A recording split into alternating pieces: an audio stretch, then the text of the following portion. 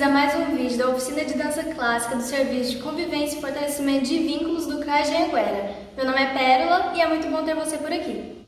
No vídeo de hoje eu vou ensinar vocês como fazer um coque simples de balé.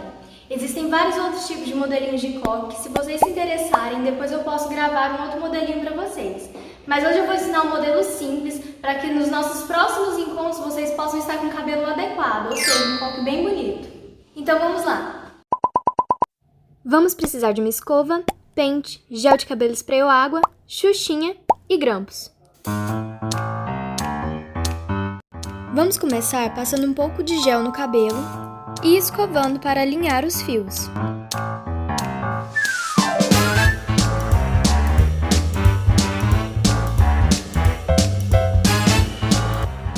Em seguida, vamos prender o nosso cabelo num rabo de cavalo mais alto.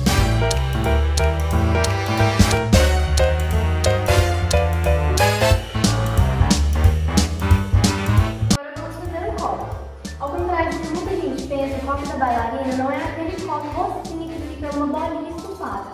O coque da bailarina ele tem que ficar bem achatadinho na cabeça. Quanto mais achatado você conseguir colocar ele, melhor.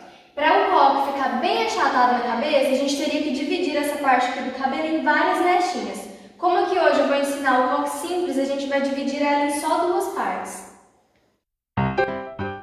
Nós pegamos a primeira mecha, enrolamos ela e então torcemos para um dos lados. Finalize com bastante grampos até a mecha ficar bem firme.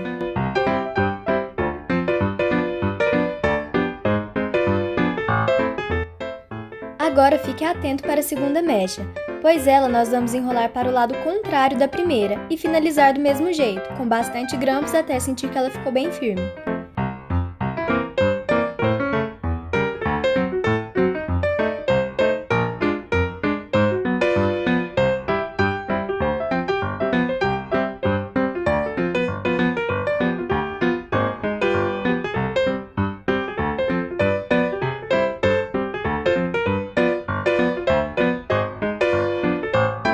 Esse enfeitinho que eu estou colocando agora é totalmente opcional, mas também é bem simples de fazer. E se você quiser aprender como faz ele, é só clicar nesse link que eu estou deixando na legenda do vídeo. Ele te leva diretamente para o meu canal do YouTube, onde eu ensino a fazer este arranjo de coque.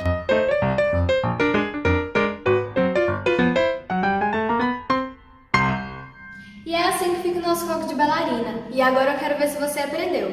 Me mandem fotos do coque de quando vocês forem fazer para os nossos próximos encontros. Um beijo e até o próximo vídeo.